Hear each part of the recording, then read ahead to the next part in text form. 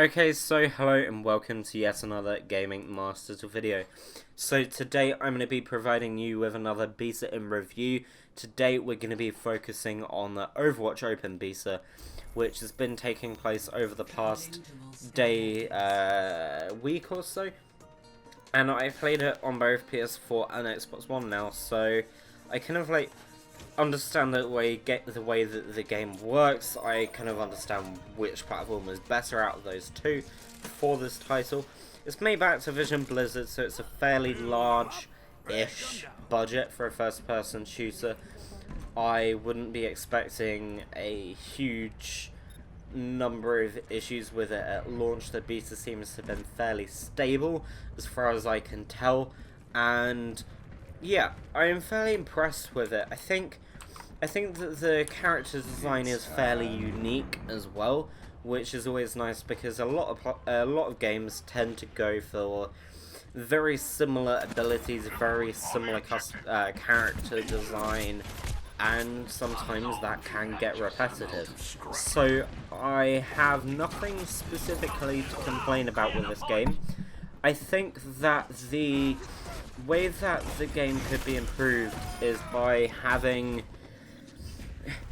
When you launch the game for the first time, you'll find that there are a lot of different customization options, which is really good. People love customization options, but sometimes there is a bit too many customization options in my opinion, and I think there are about 30 different customization options for variety of different characters. There are like 30 different characters, which can be nice. I understand why people like a large variety of characters.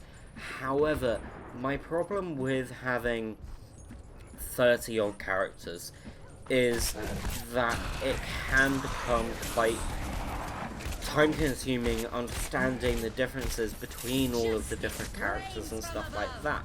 Each of the characters have 54 upgrades from memory, so if you have 54 upgrades for each of the characters, on top of your kind of basic understanding of the game, so the way that the maps work, the way that the game modes work, and things like that, it can take quite a long amount of time for you to understand, and I can imagine that there will be a lot more characters added in the future. I don't think they're going to be stopping anytime soon as such. So yeah, the beta's fairly well done. Sadly, we didn't have any of the competitive side of stuff in the game. It was in a closed beta form for quite a while over on the PC platform, where you had to get an invite, and there was some feedback of which the developers have taken on, which is really good.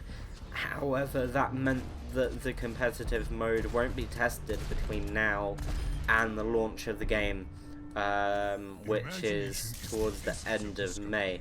Now, that competitive mode won't be out at full launch either, which can also possibly cause some issues because it won't have necessarily been adjusted according to the way that the game works in the full player base as such.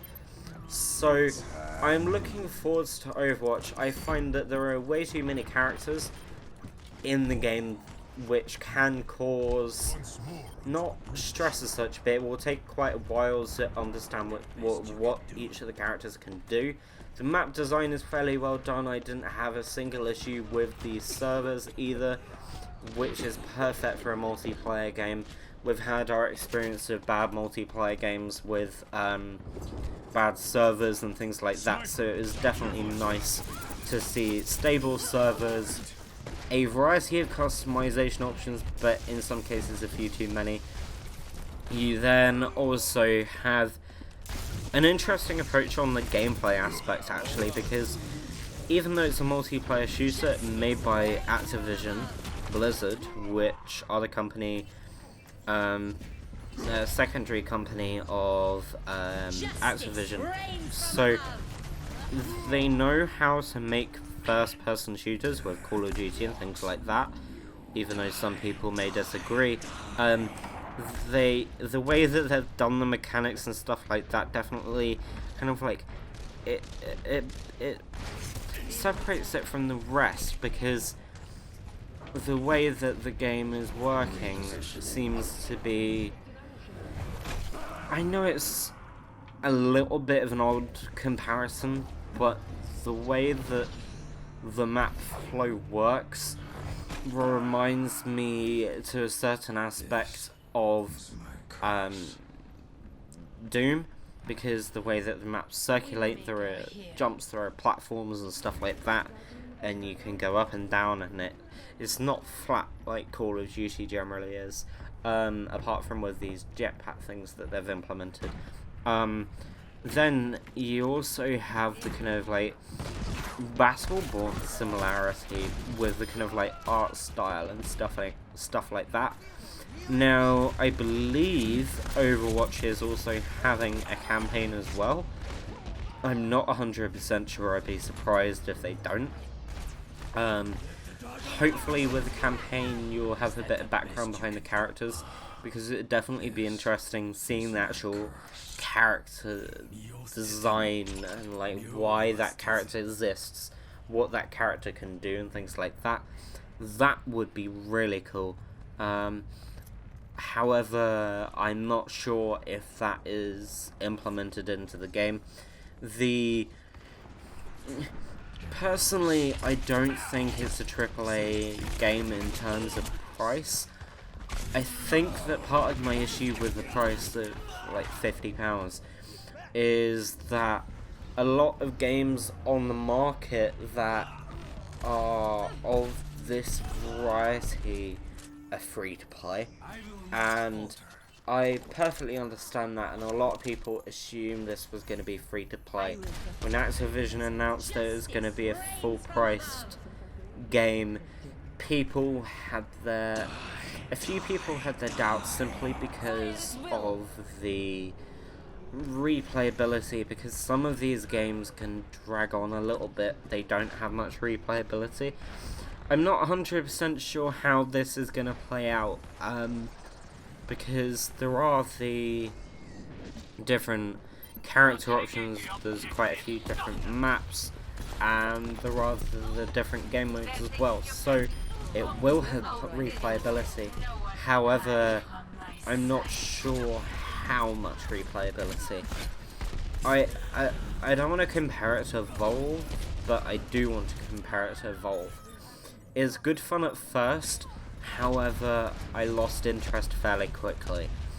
With Battleborn, which is a very similar game that was released by 2K last week actually, at the time of recording this video, the replayability on that is quite high because they've got the right balance between the characters. There are different approaches to the way that the game works, and there are different game modes, and there are different kind of like back-end kind of like things in the game. However, with Overwatch, there didn't seem to be a huge amount of variety, and with the competitive structure being reorganized, I'm not sure how it will turn out overall, because the competitive side of it, I can imagine, will be very popular, because it's in some aspects similar to Team Fortress 2 and Dirty Bomb, which means that it's a simple to understand first-person shooter with a variety of different characters, so it's in some ways a bit similar to League of Legends, I assume, in aspects of you have loads and loads and loads of characters. However, the replayability, in my opinion, is fairly low.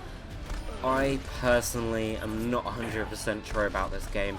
I really do want to try it out at launch to see what extra content they have available for the players that may possibly increase the replayability.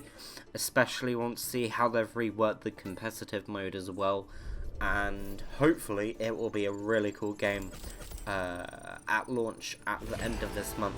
I think that getting a fairly fair opinion of the game at a beta level can be fairly hard if you don't put a vast number of hours into it. For example, I've done beta testing and stuff like that. Sometimes I've put 20-30 hours into a beta because I've been beta testing it, and that is kind of like a job to a certain aspect. But because I have put in that number of hours into the game, I get a fairly good understanding of the game. However, with an open beta or something like that, you'll kind of like drift in and out as such, because you'll be doing other things possibly, and you can't always get a full opinion of the way that the mechanics work and things like that, because not all of the content is available. With a beta where I've played quite a few number of hours, I can understand all of the mechanics, I can understand all of the background.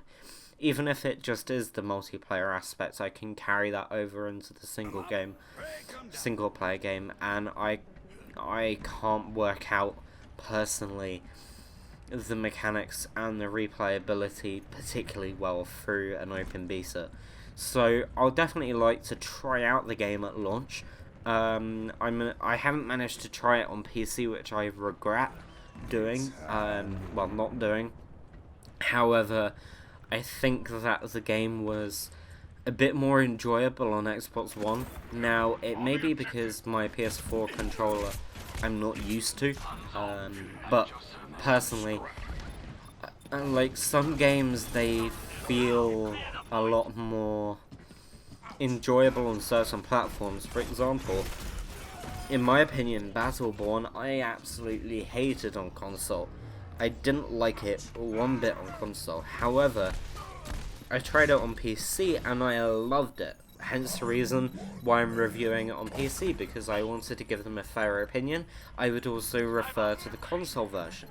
I can't work out why I didn't particularly enjoy it on the console platform.